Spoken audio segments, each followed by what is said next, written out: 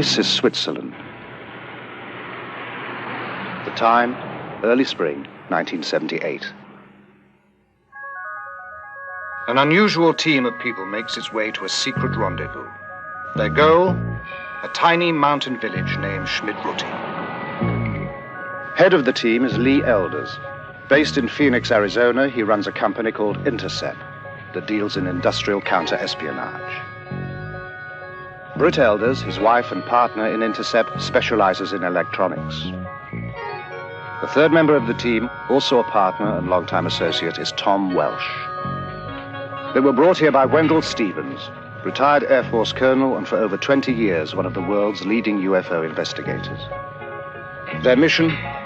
To check out one of the most remarkable UFO cases ever reported. One that has been called alternately too good to be true, the hoax of the century, or the start of a new age for humankind.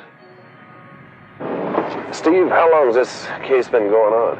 Since 1975. How many sightings or experiences has this man had? Well, he's had over 30 that I've heard of so far. What makes the case so special in your mind? Why bring us all the way up here from Arizona? Man, up to now we've been dealing with just the tip of the iceberg. There's a mountain of evidence here. There's other witnesses, there's lots of photographs, there's recorded sounds, there's landing tracks, a lot of things in this case. Bigger than any case I ever saw before. How far are we from Zurich? About 35 miles, 35 kilometers, I think. Man, I've never seen so many switchbacks in my life. This is remote. Stevens leads them over a circuitous route, winding through back roads and stopping often along the way. Why all the precautions? Well, I didn't want to tell you this before, but this man's been shot at. Shot at? Yeah, somebody's trying to kill him. Why? I don't know. There's some people are spooked by this whole thing, and he's being threatened. That's terrible. Thus begins what was to become a 5-year investigation. Before it is over, they will be embroiled in controversy and forced to use every resource at their command. Hi, Billy. Nice to see you here again. Yeah.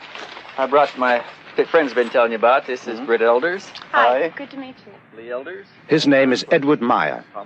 He is called Billy, an old nickname that sprang from his fondness for heroes of the American West. Buffalo Bill, Wild Bill, and Billy the Kid. He is a farmer. He claims he has been in contact with beings from another world. Thank you. He also claims to have proof of these contacts.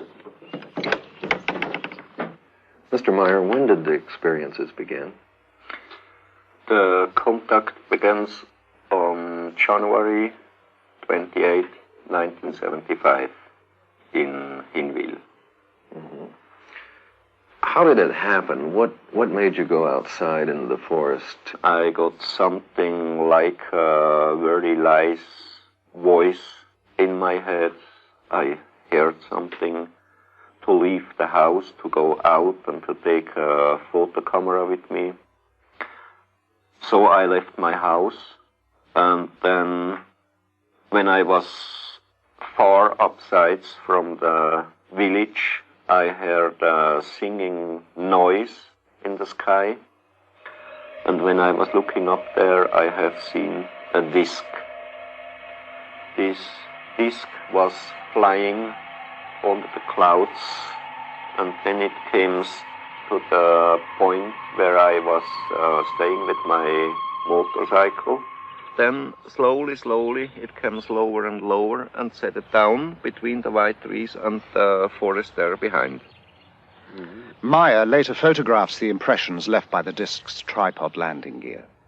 The grass has been pressed and swirled in a counterclockwise direction.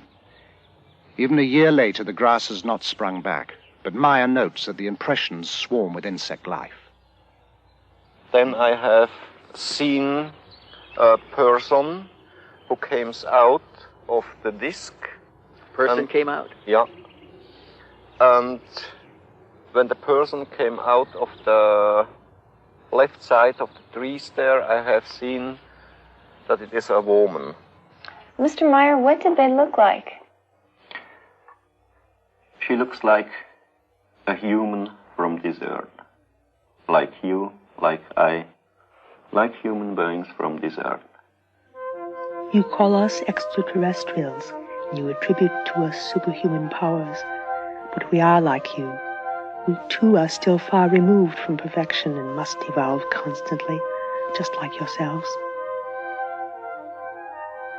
After the first words, we turned and was going to this tree here. You walked over here? Yeah. How tall was she, Billy? It's about 1 meter and 70 centimeter. About like that? Show a little bit. About like my size. Ah. Yeah. And then she sits chest here and I here. Sit down. Ah. Then you sat here and talked to her? Yeah. Then we was talking here for about 1 hour or 1 hour and a quarter, something like that. Did she give you a name? What did you call her? Yeah, she told me her name is Semyase. Semyase. Yeah. Billy, what kind of feeling did you have sitting here under this tree with a woman who just landed in a spacecraft? I wasn't afraid about these things. I was afraid about the army only, because they have a station somewhere there behind the forest. But I wasn't afraid about the disc. Where do they come from, Mr. Meyer? They shall be coming from the star picture of the Pleiades. The Pleiades, a bright star cluster some 500 light-years from Earth. Although the cluster consists of hundreds of stars, 7 stand out clearly to the naked eye. The Greeks call them the nymphs of heaven. We call them the 7 sisters. What was going through your mind? What did you want to talk about? You see, my head was full of questions, but the most of the time she was telling me, and I hadn't many chances to ask her something. Several times we have tried to establish contact with Earth humans, but usually those selected were not willing. They were afraid others would consider them liars or mad, or would try to destroy them. You see, the first she told me I shall get the most best pictures of UFOs, what's ever happened on Earth. And the second thing, I shall go out to tell the truth to the human on Earth, why they are coming to here, what reason they have, that they are coming to Earth not to harm us, not to make war, not to bring peace, just to bring a teaching. Why are they interested in us, a society thousands of years behind them in technological development? According to Maya, we share common ancestors. Their forefathers were our forefathers. We are, in a sense, family. This is the place, Bergerumlikon, where I took that picture. Show us how you took the picture, Billy. Oh. Maya takes the team to other contact sites and demonstrates how he operates his cameras. I have here a small wheel to turn the film, and I can get the picture. Where was the ship exactly when you took it that day? You see there is standing Wendell. Yes. It was about that place. Hovering above Wendell to some degree, right? Yeah. Uh-huh. You see, on this way I put on my camera. For taking movies, right? Yeah. With a film camera on a tripod, Maya can shoot stills with his 35mm camera at the same time. And then I can start to film. Here I got the movie when was the ship hanging there up, and when it after was jumping by side. Jumped? Yes, jumped. It jumped away nearly so fast than the speed of light. By jumping, Maya means the ship disappears and reappears. Each time I got electrical hit when the ship was jumping, and at later time they told me there shall be a very strong power field, electrical power field, and from that out I always got the electrical hit. By electrical hit, Meyer means an electric shock. He also noted a light shift at each event. Billy, how many sightings have you had here? On this place I had one... Meyer takes the investigators to over a dozen sites, describing the craft, which he calls beam ships, and relating the information he says the Pleiadians gave him.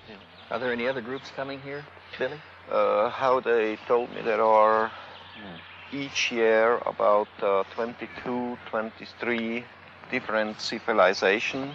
They come to here to work here, study here, visit here. And the other thing, there are, together with the Pleiadians, working here on Earth about 8 other groups. But they not belongs directly to the Pleiadian civilizations. But they work together with the Pleiadians. They work together with the Pleiadians. So there's an association of some kind between the Pleiadians and some others that are also... Yeah, exactly. Yeah. Well, how long have they been coming here? For the past 13,500 years about. 13,000? Yeah. And here we are on the place now where I got the movie picture. You see here, you see there the road, and on the middle of the distance to the road was the ship hanging in the air and bubbling in a very strong wind.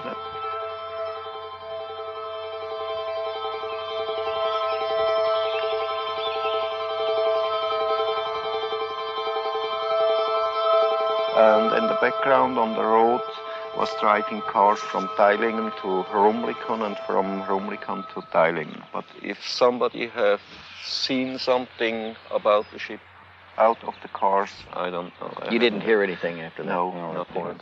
No. But there are other witnesses to some of the sightings. Ernst Keller-Müller lives down the mountain from the Meyer farm. And what did you see from here, sir? Wat zijn ze gezien? Ik had twee gesichtet, we saw the lights and then they disappeared and then they came on again. That's why he noticed it. And then what happened? Was is nog aan passiert? Dann hat sich das, was abgeleuchtet hat, sich dann leicht abgesenkt, ein Stück weit. That one that had the light going below also went down. Went down to the ground? Not all the way to the ground, but the other ones stayed in the same place and this one went further down. Isn't that the direction of Schmid-Ruti over there? Ja, genau. Yes, that's the direction of Schmid-Ruti. Have you ever heard of anything going on over there in the Schmid-Ruti area? A couple of days later, he called Schmid-Ruti to find out. Did you know Mr. Meyer at that time? And see that Meyer is your friend. Nein. And then behind us the forest, it was a little light. Bernadette Brandt, a computer programmer. So? And it jumps like a ball. Like it bounced? Like a ball. It goes up and down and up and down. Did it get bigger? When it goes up, no, the same greenness. When it goes up, it was white, and when it goes down, it was red. The nearest thing to a government official in the area is the postman in the village of Schmid-Ruti. Have you seen any of the photographs yourself? Only 2 or 3. Do you believe them? He says he can't imagine how you can take a picture like this. He is the kind of a guy who only believes what he sees himself.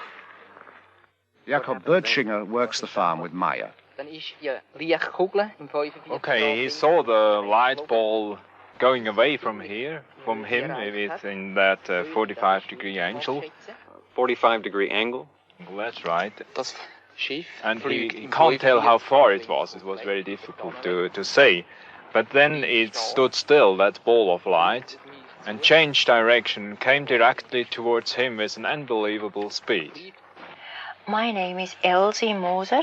I'm living in Niederglatt. I am a school teacher. The first time when I saw it, it was up here. I saw it with about 7 other people. Were you frightened? No, not at all. I was thinking, oh, well, okay, now I have seen one. Guido Moosbrugger is not a neighbor. He lives about 2 hours away in Austria. He heard about the Maya experiences and came to see for himself. Had you ever had any experience with Billy in connection with these things that are going on here? Yes, I have seen a few demonstrations myself, especially at night, and was present at the landing site during one landing, and I saw other things. A lot of things happened in those 6 years. You have seen things with your own eyes. Did you ever photograph anything? I was allowed 2 times to photograph at night. As we sat inside the car, we saw all of a sudden to the north, above the meadow, out of nowhere, a fire-red disc, about as large as a headlight. And then what happened? And then it suddenly disappeared. Then there was a short pause, after which, at the same place again, appeared all of a sudden a silvery white ball. Then there was another pause, and then the same ball appeared again. It flew toward us, got larger and larger, then shrunk, collapsed, and then, like magic, it was gone. And best of all, it looked like a shower of sparks. In all, over 30 other witnesses corroborate Maya's testimony. The contacts continue at a furious pace, sometimes 2 or 3 a week. Maya claims to have had over 130 meetings. He has taken hundreds of photographs and has over 3,000 pages of notes. For a long time, we've had an urge to contact someone who sincerely wants to be helpful in our mission. Here and there, we open such contacts with inhabitants of different worlds, but only when they have developed enough to become rational, thinking beings. Then we prepare them for the thought that they are not the only rational, thinking beings in the universe. Britt questions Calliope, Maya's wife, whose nickname is Poppy. Poppy, how long have you and Billy been married? Now, 16 years. And you were married in Greece? Yes. Uh-huh. What did you think when Billy first told you about these experiences? Her English shaky, Poppy reverts to German. Ja. Ein bisschen schwierig am Anfang gewesen. It was difficult at the beginning. Weil because she never knows anything about this case. Oh, she didn't know? No. When did she find out? She says Billy takes a long time that her tell her something from the UFO. And then how did you feel about it? Beunruhigt einerseits, weil and she was thinking why this happened all to me. Billy shows her every time the picture that he takes, and so she was knowing about from the picture from the UFO. But she was very critical about this case and asked him some questions about all this case, and it was very difficult for Bobby. Were there times when you had just had it up to here and you couldn't take any more? She never was thinking to leaving this whole case, but she was crying and fighting against Billy and against the whole case. At one point, Poppy admits, she was so fed up she burned half the photographs. Today the feeling is other because she knows very well about the whole case and things about the Pleiadians, and this is very important for her. Listen here.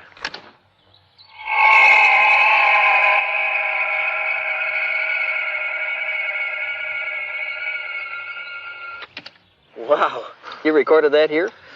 My wife recorded this one here, and in the meantime, I've been there down where he's standing Lee with the other recorder. You had another recorder down Yes. there.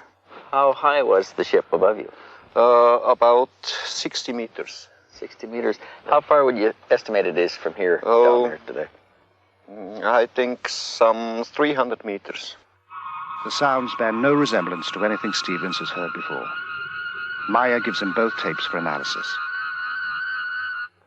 Overwhelmed by the evidence they have gathered, the team meets to plan the next stage of the investigation.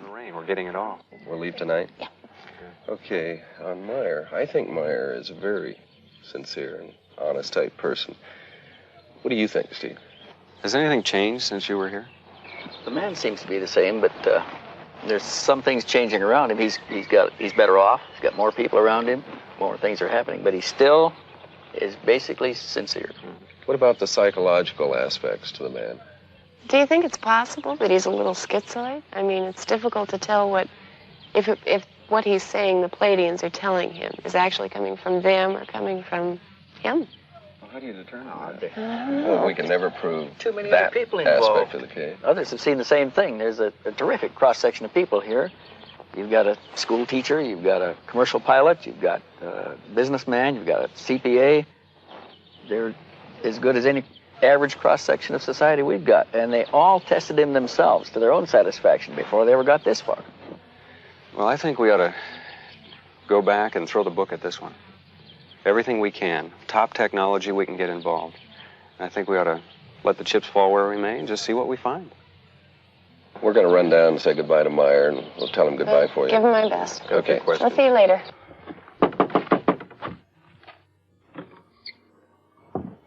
They've done what they can here.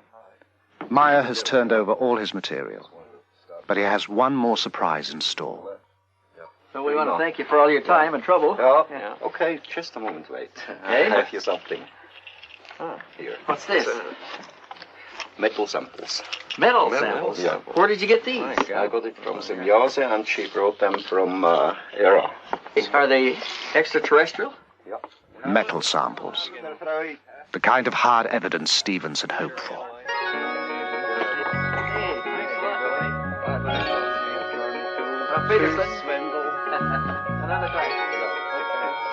Bye-bye. We got the Vogel tape in.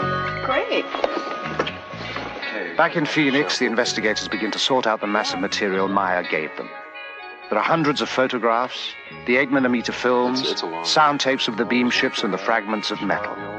They know they will have to call in scientists from a variety of fields to help assess the evidence. The task appears monumental. Thanks, hon. Tom, what about you? Yeah, I'll have one too. Okay. They decide to check the photos first. If these are fake, the rest doesn't matter. Here we have our image. The ground is below. We'll place this on the platen, emulsion side up, in order to focus on the emulsion. The first step involves translating the photographic image into digital information, the language computers can read. We can start this machine from the point which it is at now and scan 500 lines, 500 points per line, at a very small aperture, and watch the result of this scan being placed, digital information, keep in mind, onto a display. All right, over here on our display, we can observe what the densitometer is doing. This microdensitometer is the same one used to help analyze the photos beamed back from space by the U.S. Pioneer mission. And tell it that we want to go 5 microns between each pixel. It will be digitizing a ½ centimeter square, scanning the first lines. The digital information will be sent on for an analysis that will take weeks to complete. Meanwhile, Welch and the elders decide to learn what they can of the history of UFO experiences. But can you give us some more background on this phenomenon? What is this all about? Well, it's not a new thing, Lee. This thing's been going on for a long time. How many sightings have there been? One of the researchers calculated that there may be as many as 70,000 reports in a year, worldwide. Is there anything these sightings have in common? Okay, there are some common things, commonly reported. First of all, they're always accidental. UFO pictures, up to this point at least, are accidental. They happen once, and they're gone. Is there anywhere that they show up more than other areas? Here's some stuff here that began way back. These are documented cases. Some of these are even classics. Photographs. Here's one from Argentina. But this whole thing is full of them. This one is full of them. That's full of them. All of those are full of such cases. In Stevens' files are over 3,500 photographs of UFOs, some from early in this century. Most were single sightings, some observed by several people at the same time. In Perry, Ohio, the whole town watched a UFO at twilight for 30 minutes. In Brazil, a Navy photographer took a series of photos of a UFO flying over his vessel. Observers at NASA have spotted UFOs at our space launches. Tientsin, China. Woonsocket, Rhode Island, Norway. Corsica, Japan, New Jersey. These are among the sightings that are reported. No one can guess how many go unreported. They're pretty much all over the world. I don't think you could pick out a single place and say that there are more UFO sightings there than any other place. It's a worldwide phenomena, and primitives as well as advanced societies all view them and they see the same things. What's the public's reaction been to all of this? Well, there was a poll made about 3 years ago, I think, where they asked the question, I think the question was, how many people believe that UFOs exist? And this has been a progressive thing. It's been growing. And the last one showed something like 65% of the American population believes that UFOs exist. Why don't they contact our national leaders and land someplace like on the White House lawn? I'm not sure that national leaders haven't been contacted. There is some indication that various world leaders, even church leaders, have been contacted. Mary, do you have that file that we had on spectrographic analysis that we did? Oh, yeah, Tom, it's As right the investigation continues, results from the testing begin to come in to the Intercept office in Phoenix. Hey, Lee. Hey, Tom, what's up? Just got this back. We sent this photograph over to Neil Davies. Just got his report back. Neil Davis. Physicist, aerospace industry subcontractor. Right, okay, got it. Examined the photograph with microdensitometer. Also, these you're seeing here are the black and white color separations that he did, and let's see what the results were here. Examination of these plots did not reveal any details which would cast doubt upon the authenticity of the photograph. And there's more. Color copy negatives, color separation. Nothing was found to indicate a hoax. And his conclusion is even more interesting. Let's see, black specks. Nothing was found in the examination of this print which could cause me to believe that the object in the photo is anything other than a large object photographed a distance from the camera. Meyer reported 6 different configurations of Pleiadian beam ships. Davis analyzed what the investigators designated as Variation 2. Variation 3 now goes to computer analyst Jim Dilatoso. This is the new picture that we digitized last week using the microdensitometer. We transferred it over to floppy disk here. Let's look at the first map in low-pass filtering. Why these particular colors on the screen? What are we seeing? I mapped it in such a way that the real colors are not what we're seeing, but one shade of a color that's really similar to another one, like 2 shades of red, are in high contrast so that we can really see the difference. I see. Have you found any anomalies yet of any kind? Anything I find strange things, but nothing that would tell me that someone's tampered with the pictures. I see. Nothing indicating a hoax method or indicating superimposition or anything like that? Nothing that I can find.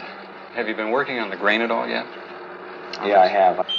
Well, what are we seeing here? What we're seeing here is that the film grain holds up the way that it should.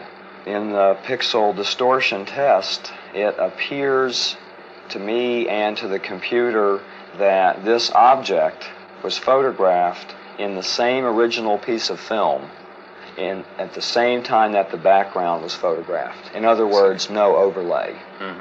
I would say these pictures are genuine. Extrapolating from Meyer's accounts, Dilatoso programs the computer to duplicate the lights Meyer observed on the craft. At the moment, he has no explanation for their apparent rotation. Mary, any calls? Yes, Steve called. He's at home, and you're to call CRQ. CRQ. Okay. Call Steve. Tell him I'll get back to him in about an hour. I'll take care of this now. Okay. Hey, Lee, look what I got here. Stevens has more news. We got a report back from Shellman. Sound analysis. He had sent the sound tapes Meyer took of the craft to Robin Shellman, specialist in sound identification. Interesting things. He found some things we didn't hear on there. Such as? Well, he picked up, besides the basic sound, he picked up a small dog barking. Of course, we could hear him. He picked up a European police siren. We never heard that. He picked up a crow cawing. Wait a minute, how in the hell does he pick all this stuff up? How does he determine the sounds? They've got a sound bank back there that they match sounds in. They can identify known sounds. Okay, on this sound bank of his, anything there to match it? He said he can't match the basic sound. He can match all of the other sounds on the tape, but he can't match the sound of the object itself, the emitted sound. Now look at this. He's concluded up to this point that the machine must have been built for a specialized application. Recognizing the sounds from such a machine may be difficult. Also, later, Shellman will theorize from the sounds what those specialized applications might be. About 4 hertz. Picked an area here that, next, Stevens takes the metal fragments to be examined under the electronic spectrometer to determine their components. Typical looking area in the sample. Preliminary examination of the metal has been done in Switzerland.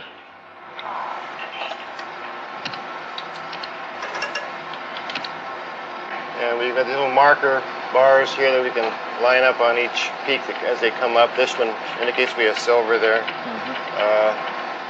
Over here, let's see. We got some copper, small amount of copper. It looks like about all that's in here at the moment. The big band here is silver, though. The big one is silver. Later analysis of other fragments also reveals small amounts of thulium, a rare earth element that is difficult and costly to extract here. This is one of the... Because of the unusual nature of the findings, the fragments are given to chemist Marcel Vogel, an expert in crystalline structures and inventor of many substances used in computer components. The first specimen I looked at is a metal specimen, which I classified as F1. This is the appearance that it looked at, rather golden colored on one side, silvery colored here. We find that, in truth, it is silver and a small amount of copper. We look at it here, this same area here, under polarized light. What is unusual of this small specimen is both highly crystalline nature, and suddenly we come to a metal section as we see here, and it showed a combination of metals that I've not encountered in any normal bit of metallurgy, both crystalline deposits and metal. Now, we, with any technology that I know of, could not achieve this on this Earth plane. I could not explain the type of material that I have and its discreteness by any known combination of materials. I could not put it together myself as a scientist. It's also a challenge because I showed it to one of my friends who was a metallurgist, and he shook his head. He said, I don't see how it can be put together. And we find that in this area there is evidence of machining, that there are striations which look like the sample has been worked mechanically. It doesn't look like anything that we've made here. At this moment, I would feel very much inclined to accept what was given to me as being true. Always security conscious, the investigators hold key discussions outdoors to prevent eavesdropping. As the work piles up, they meet to assess progress and problems. And that is, we've got a company back here and an intercept clientele, a pretty heavy clientele. What are they going to be thinking about these hard-nosed investigators running around chasing flying saucers? Tom, it's an investigation, and it's a good investigation. No matter whether you're doing a murder one investigation or industrial espionage, you still have the basic criteria that you follow, investigative procedures. And I think if we maintain those type of procedures, I think we can control this situation. There's one thing that we haven't thought about. Eventually, somebody is going to come to us and say, have you ever tested these people? Have you ever tried to find out if they're lying? Have you used psychological stress evaluation? Have you used lie detection? Yeah. Will Billy go for that? Oh, sure. I think Billy will go for it. He's been open with us all the way through. I don't think he'll stop at this point. Well, Steve, we've got another problem. We've put a lot of time and effort into this case already. We don't know when it's going to terminate. Well, I want you along. I want to do a real investigation on this, and I want real investigators. Well, what do you guys think? I think we should go for it. Okay, let's hope he's for real. Look, physicists say they're all hoaxes. I've been at this for 20 years. If this is a hoax, there are no real cases. The decision made, the team presses on. Computer analyst Jim Delatoso has some new findings to show Welsh. Let's go back and look at this picture again and get some information about the edges. I've discovered this interesting program for measuring the edges of things and comparing it to all the other edges in the pictures. Based on the relationship of those edges? The width of the edges and the properties in the edges. So we're stretching the data in the edges so we can count how many pixels wide it is. And it's very interesting what happens when you stretch them out, because it becomes very clear. Pixels, these little squares, like building blocks, and pretty easy to count. 6, 7. So this one ranges from 5 to 7 pixels wide, this edge. So we have our range here is from 6 to 8. Now what this tells us in looking at all the edges on the object is, first of all, that it's not a flat piece of plywood hung in the air, or it's not a paste-up that was done. It actually has shape to it. And in this case, a very wide range, which has to do with focus. Some of the object is more in focus than other parts of the object, which tells me right off at that point that we're dealing with something of size to it. With all the data they have amassed, the investigators have also come up with a lot of new questions. While they debate the necessity for another trip to Switzerland, a sudden crisis jolts them into a decision. There has been a phone call from Maya. Halfway between Phoenix, where the intercept offices are located, and Tucson, where Stevens lives, a spire of rock rises out of the desert floor. Part of the rim of a long-extinct volcano, Picacho Peak is noted locally as the site where the last battle of the Civil War was fought. It is here that Lee Elders and Stevens meet when necessary, again, far from curious ears. This time, Elders brings a disturbing message, one that will add a new urgency to their work. Hey, Lee, what's up? Hey, Steve, how are you? Good. What's going on? Oh, God, we've got some problems. Problems? Yeah, I just talked to Billy today, and someone tried to kidnap his daughter. What? Nina? Nina, right. God. Billy got there in time. It was two men. They were in a car. They used a knife. They tried to force her into the car. What about Nina? Is she all right? She's fine. No problems. He fired at one of them, and they escaped. No, they haven't identified any of them yet. The police are working on it, as I understand it. This happens to people. We've had it happen before. Other cases. We're going to set up some security measures over there. Get a trail on these people. I agree. We got to do something to take the energy out of this. Yeah, we do. We're going to go back. You want to go? When can we go? Very soon.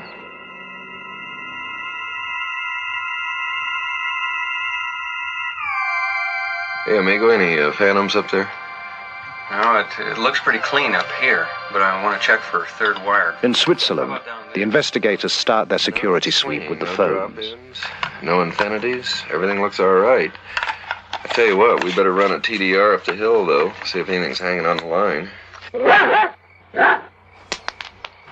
do you think about, what can we do with the people? We've got to do something. There's two things we've got to do with them. One is we've got to get them to change the patterns, primarily Billy. Change their movements, change their patterns. Second thing we've got to do is we'll have to indoctrinate them on security. Probably set up a night watch situation of some kind. Do they have enough weapons here where they carry weapon, flashlight, walkie-talkie? Carry the whole thing. Patrol the grounds at night. New additions to the farmyard since their last visit include a pair of peacocks whose raucous squawks make them as effective guards as the farm geese. There are new photos, too, and more film. In some, the beam ship hovers by a tree.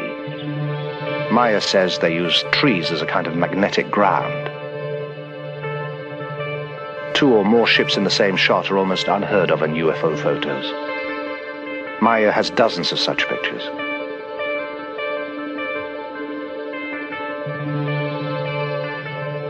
Ships below a horizon line, such as a hill, are even rarer. In this photo, a Variation 2 ship controls a smaller unmanned drone ship, designated as Variation 5.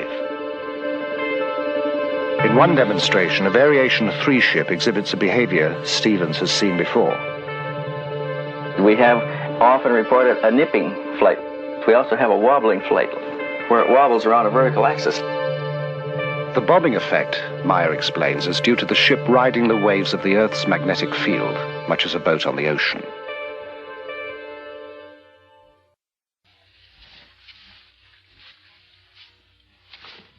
When Meyer is about to have a contact, he receives a cooling sensation on his forehead. The communication is telepathic. He prepares carefully.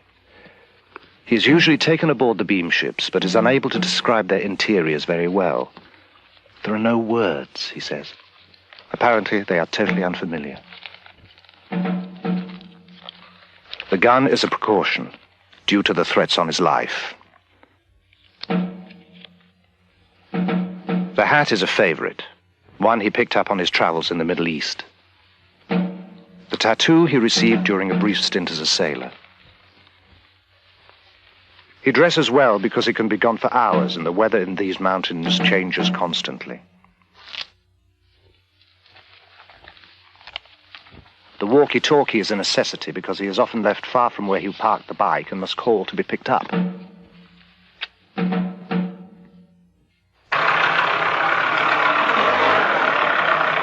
Meyer feels the Pleiadians can communicate with him because his vibrations, the natural frequencies of his mind, are compatible with theirs. Each human on Earth and each human over the whole universe has different vibrations. The vibrations of human is made out of his thinking, and the vibration themselves, they are something like magnetic electrical waves. And they are turning from human to human, from planet to planet, and over the whole space of the universe.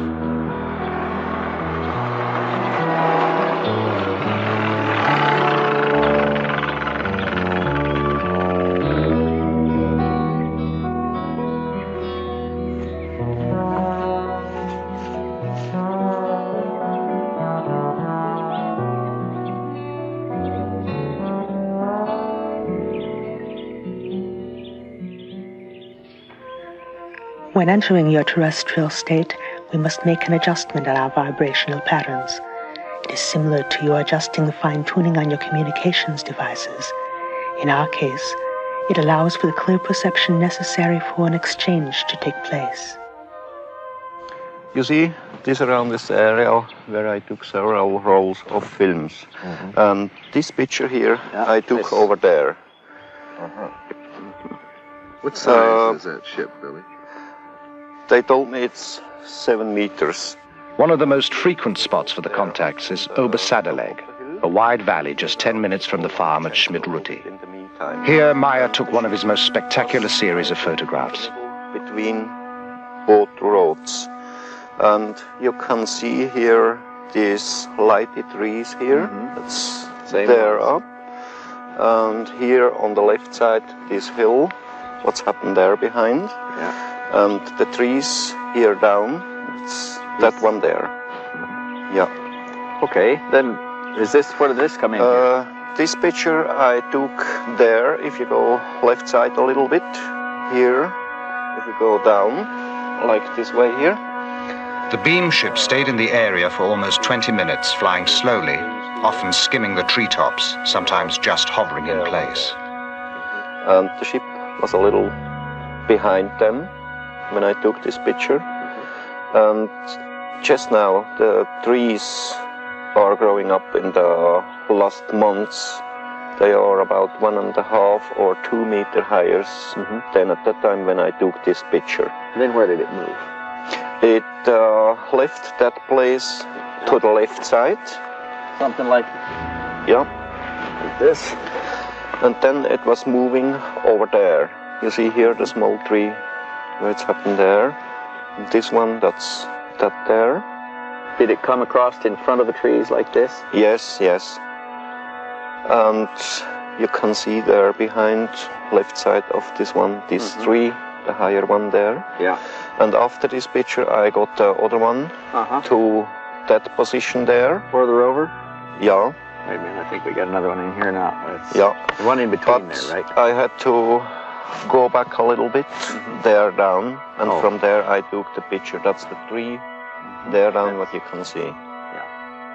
The investigators are impressed by the vastness of the valley, the steep drops and the obvious difficulty of hanging models from anywhere to fake the pictures. The stunning clarity of the pictures and the accessibility of the site gives the investigators the chance to put the photos through another test. Billy, we're using this to measure distance.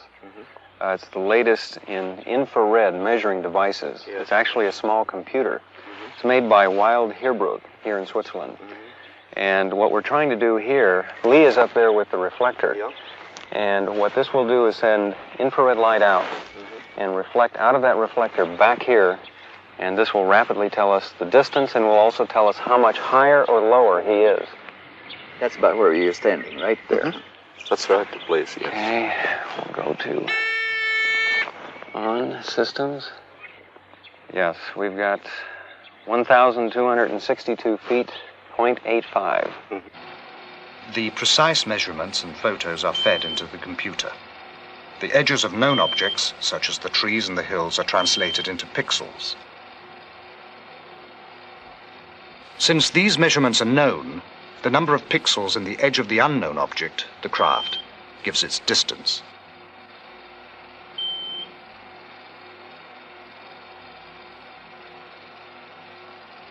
The beam ship is determined to be just where Meyer said it was. Simple triangulation then gives its size, 7 meters, or about 21 feet in diameter. Billy, how many sightings? By now, the investigators have made over a dozen trips to Switzerland. The case takes up more and more of their time and taxes their ingenuity. Each test leads to another, and every result is double and triple checked. To test the possibility that the Meyer photographs were made using small-scale models suspended by transparent monofilament, the investigators bring with them a detailed model of a beam ship they identify as Variation 2. While Welsh flies the model on a hilltop above the farmhouse, Meyer and Stevens snap several rolls of film. The camera Meyer is using is the same one with which he took all the other pictures. The results are impressive. To the naked eye, some of the photos appear genuine. Those photographs, they're interesting. They look pretty good. Pretty good. I saw one difference in them, and that was that those models look white. They don't reflect that silver gleam like the pictures that Billy had. You want to look at the focus in them, Hey, hi guys. What's Hey, Tom, what are you talking about? The pictures. Oh, yeah.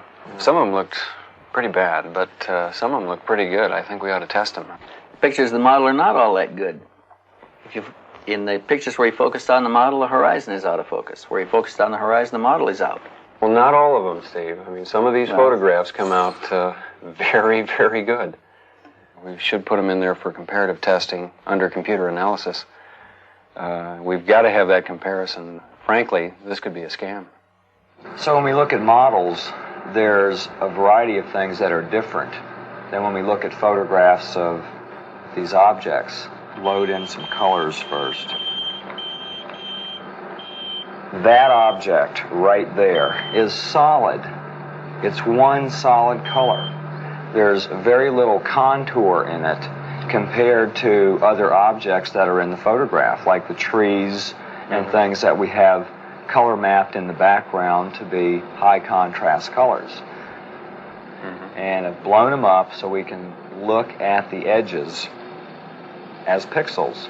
So we're going from the brown object to the horizon. It takes 2 pixels. I mean, you can count it with your finger. You don't even need a computer. Why is that important? What does it mean? There's no contour to the object. Remember when we looked at the other photographs that were taken by Meyer, the width of the edges ranged from 4 to 9. Point of the story. This is a small model. It's easy to tell small models. We tested that fighter sequence, and that came out pretty good. We didn't find any strings in there. And when we got through blowing it up in the computer, we had the outline of the Mirage fighter, everything. The incident occurred at Schmarbühl. Meyer claims the jet made 22 passes at the beam ship. Computer analysis using the information from a known object, the Mirage fighter, shows again that the beam ship is the size and distance Meyer claims. What'd you find out from the base? You had some investigation going in that They're pretty area. tight here on military security, but they won't let us talk to the pilot. We did find somebody who claimed that he'd found a mechanic who worked in that squadron at that time, and there was an exercise going on, and an airplane did come back with the electrical system melted out. The fire control system had to change a lot of black boxes, get it operational again. What about Meyer? What are we going to do with him? I think we ought to put it to him, you know. Let's go for the man, find out if he's telling the truth, and put the full court press on him.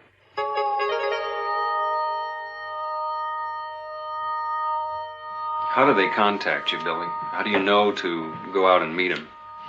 Yeah, that's a simple way. If I hear the order in my head to go to a contact, then I leave the house or just the place where I stay at the moment, and then they will guide me to the place where they pick up me. Well, let me ask a question. Why you? You see, and I can work together with them because I understand to close up my earth body vibrations. See, Billy's explained to me before that they perceive in Earth humanity all the vibrations of lust, envy, greed, avarice, all of the things that make us dense, and it gives us a heavy vibration that they react to as a bad smell. In fact, he's even mentioned that they call it the auric stench of Earth humanity, and it's discomforting to them. It gives them problems, it makes them sick. To stay in their presence When he long. closes up his vibrations, are we talking about an altered state of some sort, like alpha, beta, or theta, as far as the consciousness? No, in a way, it's like meditation. He rids himself of all of the unpleasant aspects of Earth life. But Billy, the vibration of the Earth human. You say they're advanced technologically. How far ahead of us advanced are they? They are about 3,500 years in their experiences about technology, far out from our level. And they study us because we represent an earlier stage of their own evolution. Yeah. You know, they had war, they had trouble together, they was fighting together, and they needed a very, very long time to get peace under themselves. They made a very interesting observation at one point. They said that if we could now concentrate Earth's energies and resources, we could achieve all that they can do now in about 300 years of our time. Yeah. If you've been in the ship, why not photographs inside of the Pleiadians themselves? It's impossible to make it because there are powers inside, they always break the film. He's taken a number of rolls of film, and when they're developed, they're usually black. If they've got anything, it's wavy lines through it. So I lose it so hundreds of films. Why are they here now, and what do they want? You see, they don't come here to harm us. They don't come to start trouble here or war or to overtake the earth in their ruling. They just see us here as their little brothers or something like that. And they want to bring the real teaching of the natural life and of the spiritual belonging, spiritual teaching, spiritual life, and all this. But they must want something from us. They just want nothing. Nothing. You see, for the human on Earth, it's impossible to believe this, but that's really the truth. They just want nothing from the humans on Earth. The session goes on for hours. To every question, Meyer has an answer. The investigators are unable to shake him or to find flaws in his story. In Phoenix, Dilatoso comes up with a startling new discovery. We're getting into a really interesting area in these pictures. We don't really have to test every picture anymore to see if it's a real picture or not. We can't find anything that tells us it's a hoax, so let's start looking for things that are interesting from picture to picture. Look at the color here.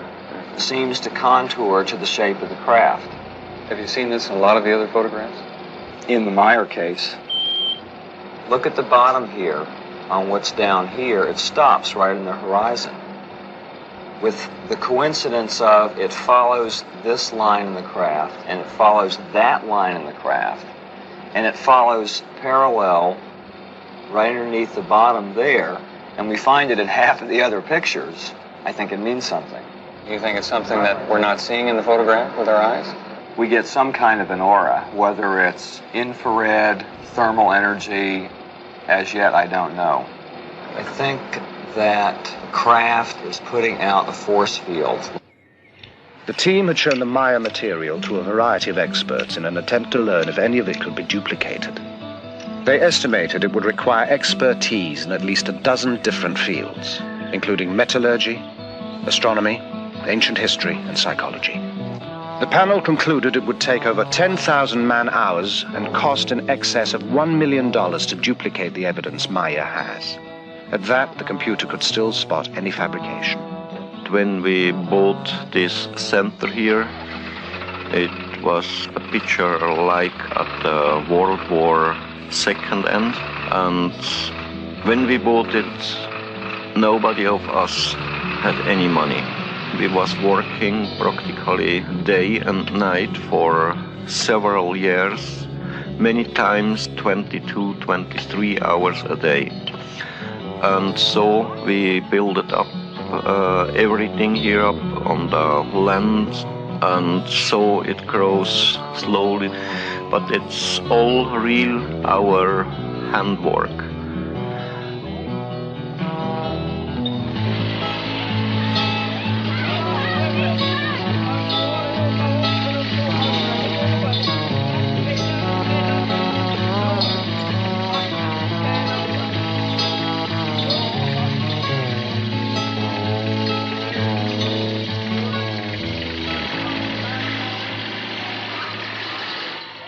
This is a psychological stress evaluation test, better known as PSE.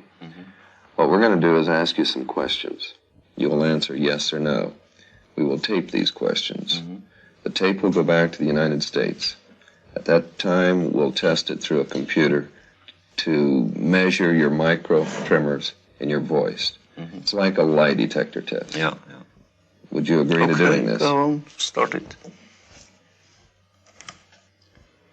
Okay, first question. Is your name Edward Meyer? Yes. Could you speak a little louder, please? Yes. Are you wearing a shirt? Yes. Do you live in Switzerland? Yes. Have you taken photographs of Pleiadian spacecraft? Yes. Do you ride your moped? Yes. Do you receive your mail at Schmidrudi? Yes.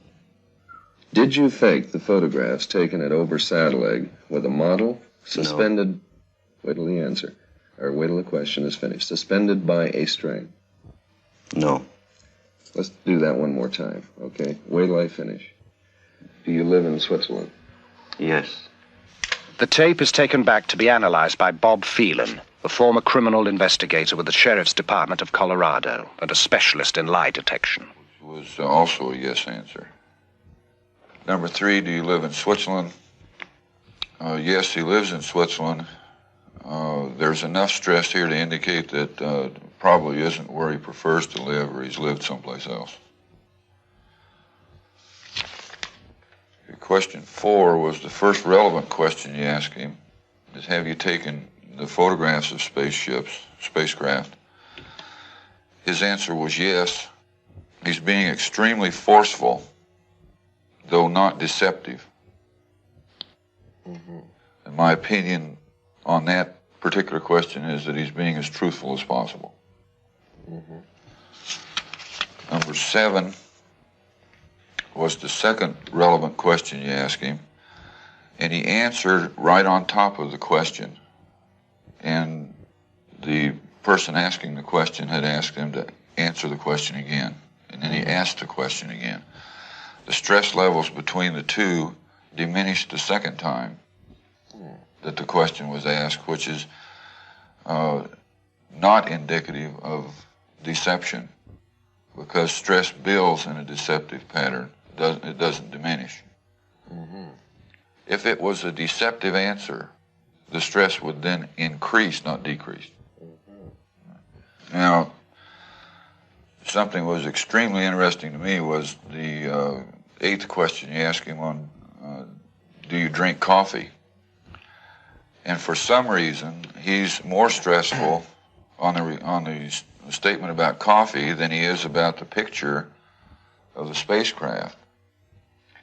Yeah, that makes sense, because about 3 days before we tested Meyer, he promised his wife he'd stop drinking coffee, but we noticed he'd been sneaking a few occasionally.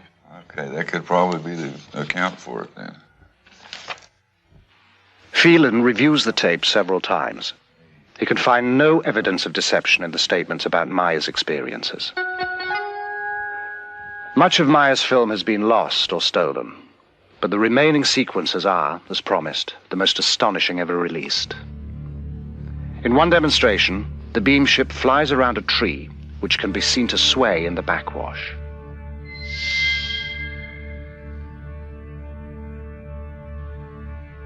Once again, in slow motion.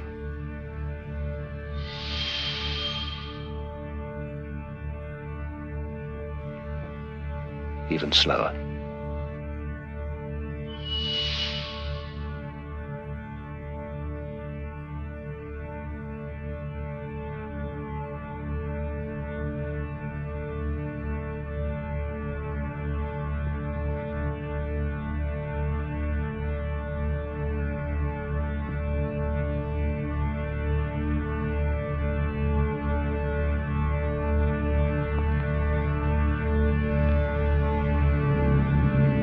Later, Semyasi brings a new beam ship to pose for Meyer's cameras, a variation quite unlike anything he has seen before.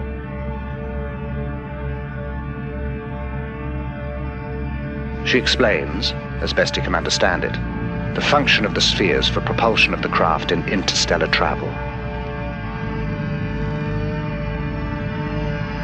The sound of the new beam ship shows marked differences to the sounds of the other variation craft. Meyer tapes these as well.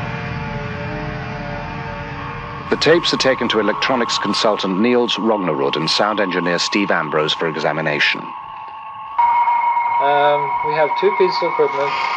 One measures the signal we're listening to in the time domain, the top one here. And the bottom one is measuring the frequency components of the signal. Yeah, what does this mean when they're all together like that? What you have is you have many tones happening at the same time, and right now they're aligned. Now they're disaligning. They're out of alignment. They're very much out of alignment. Now they're starting to centralize on one. It's not as though maybe before you had 10 different frequencies at random, and then all of a sudden 9 dropped out and you only had 1 left. What's happening is the 10 different frequencies are converging on one central frequency, which is, I find, very interesting. This is probably one of the most interesting things about the tape, is that there are... What's this right now? Very, very many tones. Yeah. And they're all changing very fast. For a moment there, we were looking in and we had 3 evenly spaced frequencies. See it there again? Yeah, you got them again. Yeah. Niels, would it be possible to recreate this sound? To be honest with you, I personally don't think so. There are not synthesizers on the market that have oscillators that change that randomly. Even if you got 9 or 10 of them going, they wouldn't change from those peaks that quickly. So a significant thing is this rate of change. Well, and besides, if you were going to create a noise for a spaceship, you'd be hard put to come up with something as original as this. There's another alignment there. Okay, Lee, what we can do here is... Intrigued by the findings, Lee Elders takes the tape to Robin Shellman, who has studied the sounds of the earlier craft. We're showing this throbbing, modulating beat that we hear on the tape. This beat, or modulation, occurs at these frequency peaks. Each one of these peaks is a discrete frequency. If you wanted to give a visual display, let's say we're talking a motor. Could be a motor, a shaft of a motor with 4 magnetic poles or coils around this shaft. The curious thing about this, it changes from 4 to 5, 6, 7, all the way up to a number that is difficult to discern. At a certain point, you're going to generate a certain amount of magnetism. And then later on, you want a stronger field, well, you're going to select 8 fields. All right, now you're going to hear 8 pulses on the tape. And then later on, you want a stronger field, you can select 16, 32. Is there anything unusual about this? I would think it's highly unusual. I don't really see any application for it, with the exception of, like I say, either generating a magnetic wave of some sort for laboratory purposes or maybe in this case, propulsion. Without ever having seen a picture of the new beam ship, Shellman has drawn a representation of the spheres and offered an explanation of their function. The tapes hold still another surprise. And also, another interesting point to note here is we have a steady, there seems to be a steady pattern all throughout all of this random signal. It seems to be a level change very steadily in around 5 to 10 cycles per second, which happens to be in the area of the natural magnetic resonance of Earth, also called the Schumann resonance. Is that significant in any way? It could be. It's just interesting to note the correlation there. The peculiar correlation is something strange. I mean, why would the correlation be there? Yeah. You can see it on the oscilloscope. Meyer says the beam ships can ride the magnetic field of the Earth. Rognerud's findings seem to bear this out. Going back to computer models of previous beam ships, simulation of the revolving lights reveals a kind of pulsing that matches the varying frequencies. Analyst Jim Dilatoso is convinced that the sound and light frequencies are related.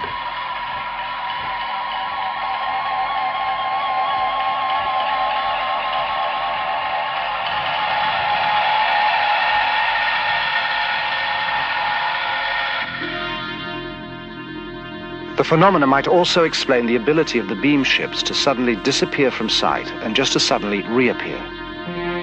In this 8mm film, the beam ship at the top of the frame disappears and appears again almost simultaneously, just above the slope of the hill.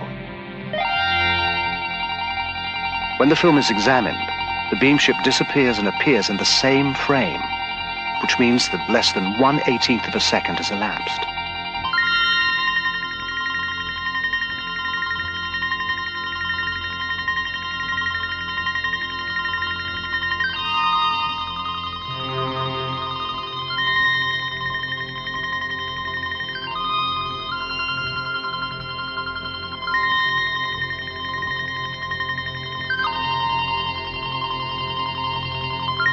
In order to complete their background research, the elders visit Scotland to talk with John McVeigh, a member of the Royal Society of Astronomers, and a published authority on the structure of the universe and the possibility of interstellar travel.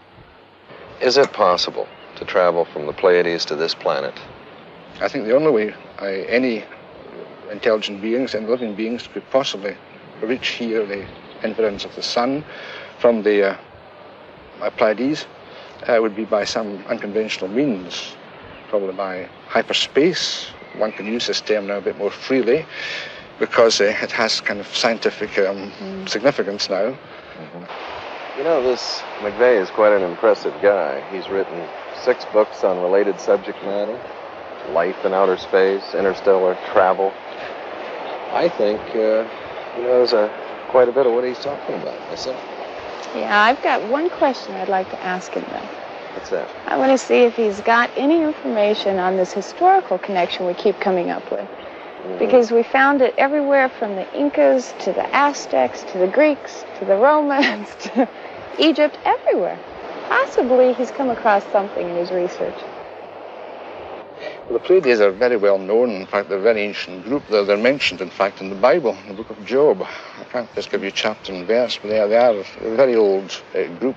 And they've been used by many ancient civilizations to signify the approach of autumn, winter. Hippocrates recorded that summer begins with their rising and winter with their setting, and Greek temples are aligned to these events. The Great Pyramids of Egypt are also aligned to the Pleiades. To some African nations, they are known as the 7 goddesses. In China, they are called the 7 maidens, and they are the 7 beneficent spirits of the Hindu Vedas. Curiously, in all these separate cultures, they are always referred to in the female. The Pleiadians told Maya they used females for their first contacts because they appeared less aggressive to early man. The Mayans celebrated the moment when the Pleiades reached their zenith as the most important event in their calendar.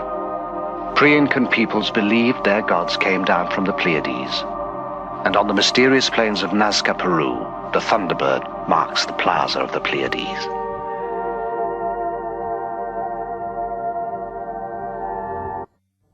In other cultures, the cluster is regarded as the place of God's house, the center of heaven. The lore of American Indian tribes is full of the Pleiades, which, according to some, stand at the gates of heaven. Historian John M. Hula, a Kiowa Indian, relates one story that survives to this day. It is tied to Devil's Tower in Wyoming. This mountain here, Kiowas lived in this area, and we call it the OVNI. Kiowas camped through here, winter camp. And these children were playing. They're playing and they were running along this ledge over here. A giant bear came out of the woods and chased these children. The 7 children, seven sisters, we call them. And they came to this one ledge here. And the children got on top of it. This ledge began to grow. It grew out of the ground. As the mountain grew, the bear's claws were scratched in the mountain. And that's what we see today is the grooves up there. And from there, the 7 sisters went on up into the sky. And they're up there today.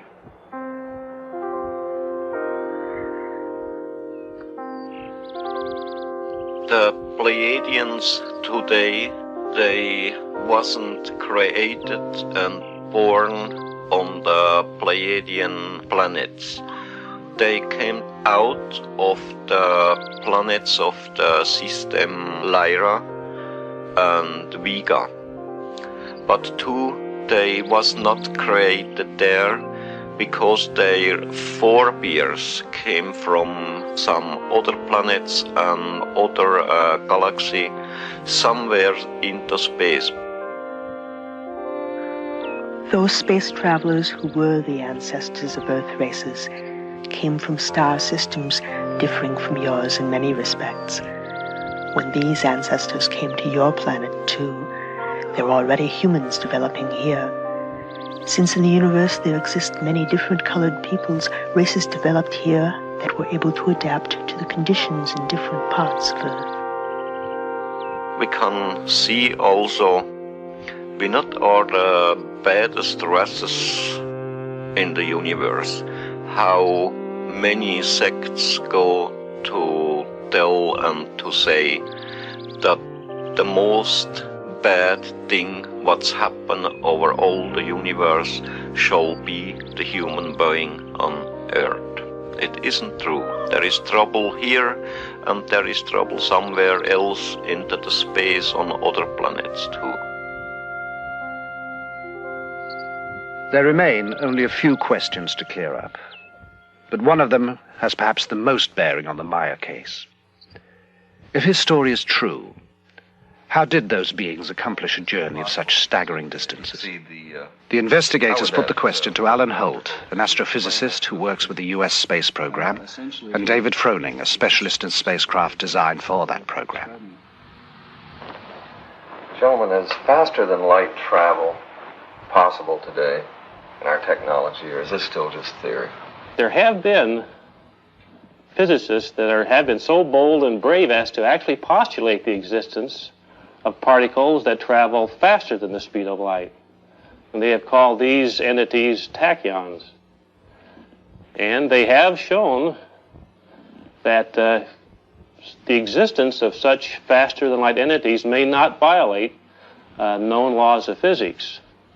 I've worked on a kind of a field theory approach, which is basically an extension. I like to view it as an extension of Einstein's last work on a unified field theory. I really think that everything is pointing to a breakthrough that will make possible faster than light travel. Now, not all physicists will agree with that. How would it work? So I've represented here hyperspace currents by these blue and red lines. Down in here would be space and time. So space and time is what we're aware of and what we deal with in everyday life. But there could exist a higher dimensional space, a hyperspace, that we can interact with by certain configurations of electromagnetic energy patterns. So the concept here would be you start out with a certain pattern. Generally, you're tied in with the Earth's gravitational field and its hyperspace currents, but there's a low connection with perhaps a distant star. As you change the pattern, the connection with the Earth's gravitational field and its hyperspace currents decreases, and the connection with the distant star's pattern increases. And so, in effect, you're being pushed away from the Earth's gravitational field and pulled in to a gravitational field of a distant star. I had some artists do some work here showing a spacecraft leaving our solar system and going out of space and time. This red line represents the division between space and time and hyperspace. And the spacecraft, based on the propulsion concept I proposed, would use a field resonance effect to effectively jump into hyperspace, disappearing from space and time in our solar system, and then reappearing at a distant star. Mr. Froning, you showed me a diagram that you had worked up that's very similar to this, that describes a hyperspace leap in some fashion also. It's remarkable how similar they are. What I've tried to symbolize by this diagram is, first of all, the familiar space-time plane of existence shown here in blue of our physical world. At the journey's start, some distance is traveled and some time taken getting out of the solar system is shown by the curved line at the left. Then a hyperspace jump covers most of the distance with almost no lapse of time. Some time is taken again decelerating to the target, the curved line on the right. So this line here is very similar to the red line Alan has on his chart. That's right. Mm-hmm. That's right. This line he shows here is almost the same as the jump I show here. Yeah. What shape would such ships have to be to make such a trip? I initially came up with this design, with a central circular symmetrical shape.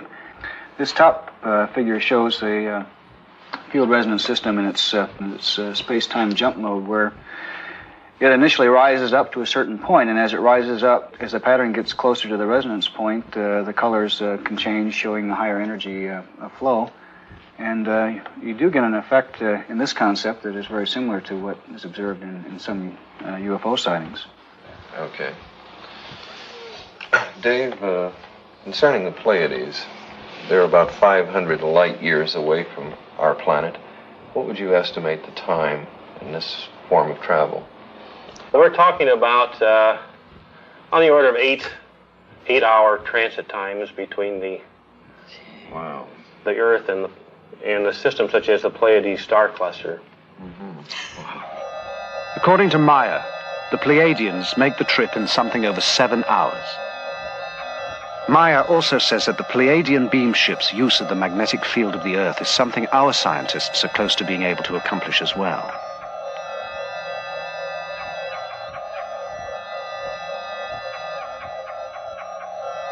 Using this information, the computer is able to project from one series of Maya photographs the flight path of the beam ships in the Earth's magnetic field.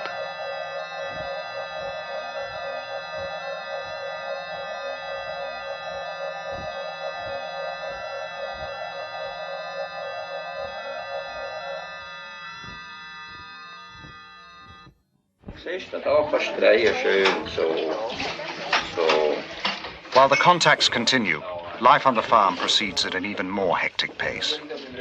To help free Maya, volunteers take on a lot of the routine work. But their very presence, their questions, even their enthusiasm create as much strain as they relieve.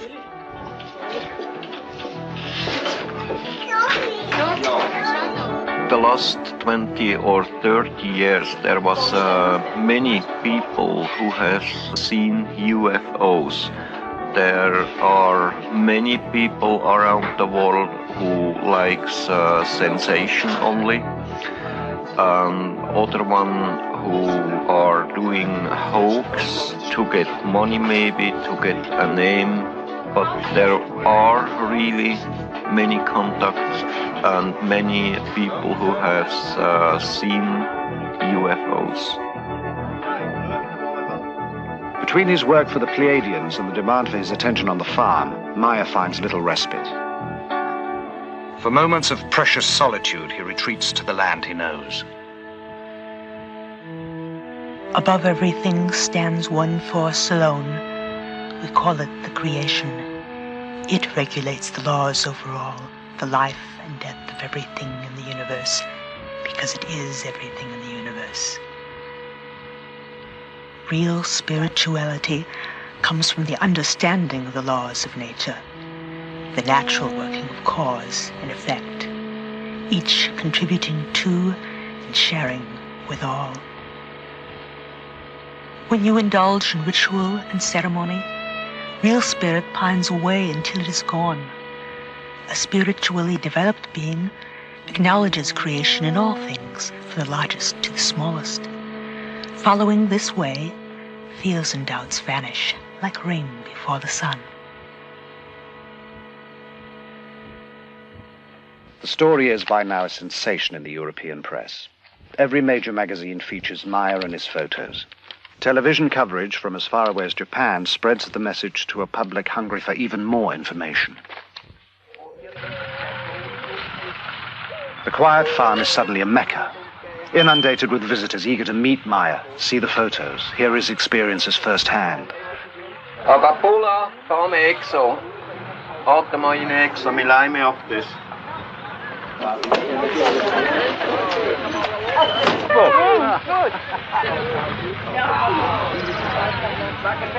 But Maya cannot refuse anyone. It is the promise he made to Semyasi.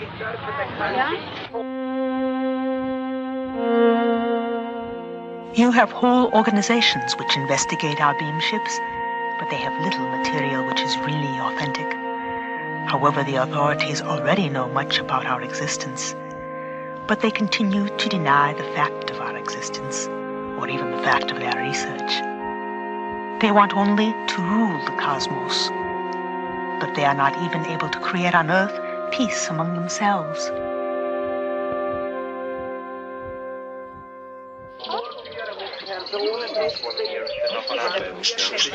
Many of those who come seek answers, assurance, even the promise that someone or something will save us. If we want peace and knowledge and love and everything here on Earth, we have to change everything by ourselves as human beings from this Earth.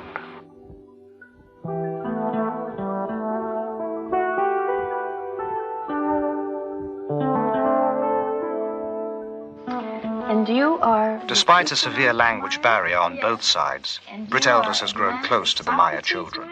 Yes. And Gilgamesh Meyer. Yes. Could you ask Atlantis for me if he's had any discussions with his friends in school about what has happened with the experiences? Mama, ja, and sometimes. And then was haben sie gesagt? Und sie immer gesagt. They said always it's not true what he say. Aha. And Methuselah, has he talked to any of his friends? Und hast du mit deinen Mitschülern geredet? Ja. Und was haben sie gesagt? Wir haben immer gesagt, UFO Meier. He said they make jokes with him and said to him, UFO Meier like this. And then they have to go to the teacher, and the teacher said to the other people, why you say UFO Meier to Methuselah? And so they are quiet now. Would you ask them for me if they wished that their father had never had these experiences? Atlantis say on one side yes, and the other side no. Why the one side yes? When die UFO jetzt... If Billy don't have seen this UFO, people don't come to us, and not so much fun for him. Not so much fun for him. It is especially hard on the children. With the publicity, security measures have tightened up. The children are taken to and from school, and their activities around the farm restricted. Most vestiges of a normal life have disappeared.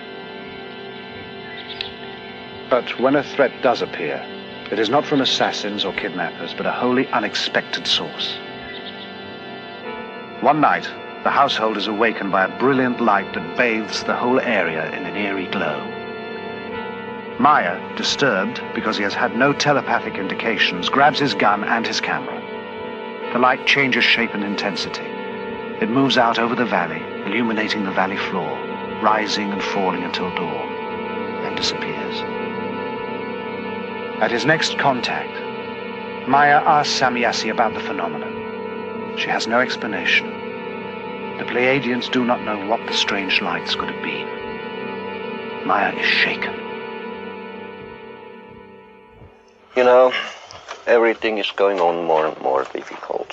I get trouble here in Schmidrütti. I get trouble with the government, with the people around, and I can understand this, Billy. It's not unique. Anybody that has an experience runs into problems. But the experience is unique. You've got to keep going here. That's true. But, you know, there come some people here from the morning to the evening. Too many of them. All of them want to talk with me. I get trouble with them because I say no.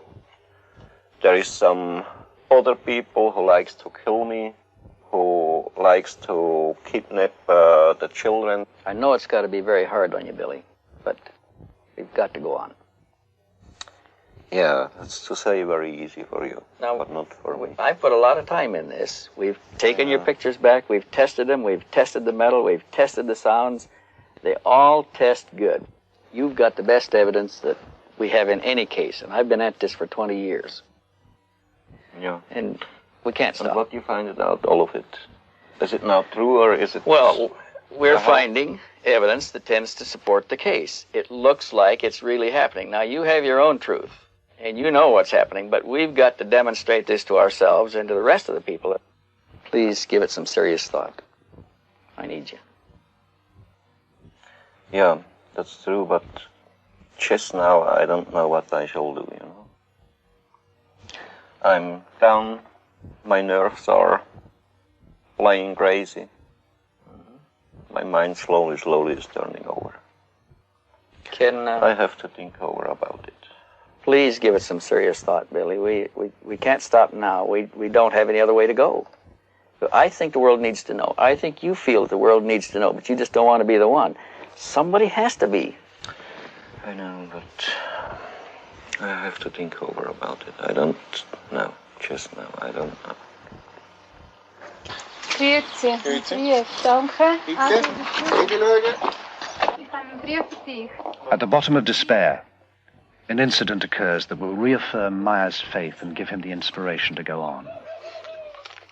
Stevens forwards a letter he received from a woman who had been seeing her daughter off at the Zurich airport. She shot several pictures, the usual departure shots, ending with a shot of the plane taking off. When it was developed, an object she had not noticed in the viewfinder of the camera had been captured on film. From the configuration, Meyer recognizes it as one of the Pleiadian beam ships. Now he knows he is neither insane nor alone.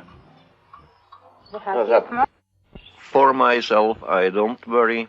I know the people over all the world calls me sometimes foolish, but too there is some other people who is thinking a little bit, there is other people who is thinking much, and then I don't worry if some of them calls me foolish or mad. Then I think it's very necessary to fulfill my mission, and I don't care about my health, I don't care about my life. If I have to lose my health or my life in fulfilling of my mission, then I have it to do.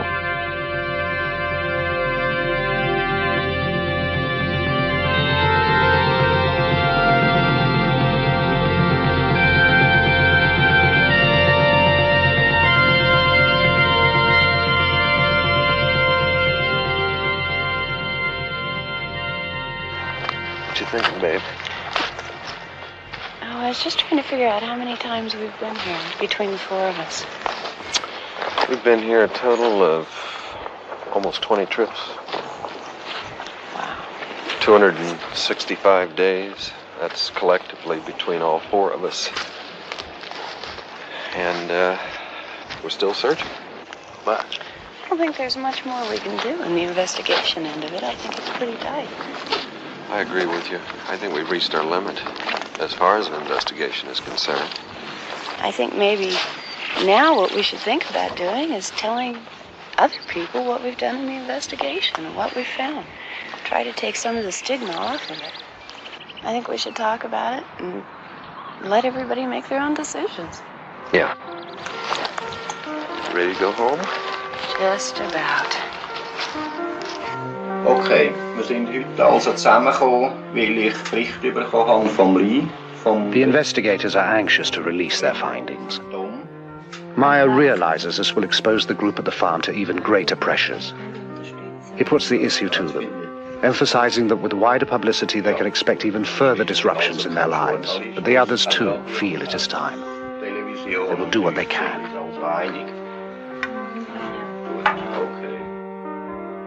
Why here?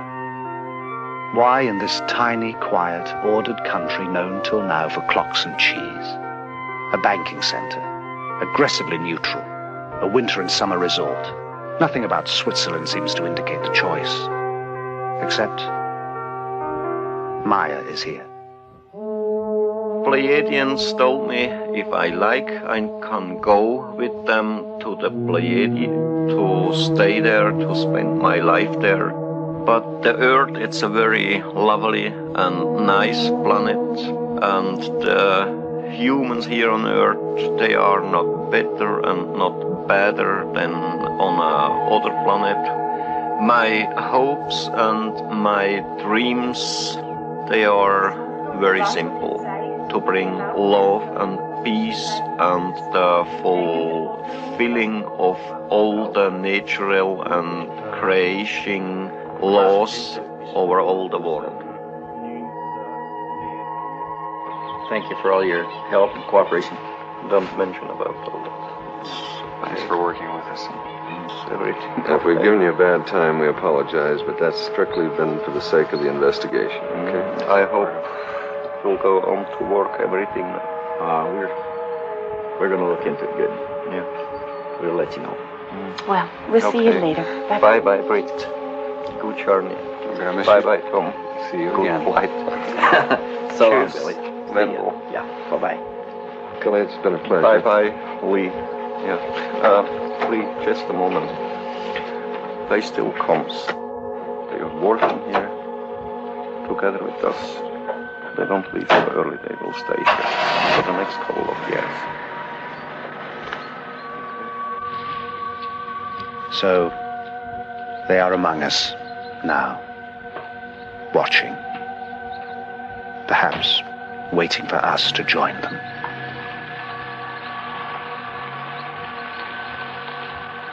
We are not superior beings, nor are we missionaries, but we feel duty-bound to the humans of Earth to tell them the only thing limiting the progress of the Earth human is the Earth human himself.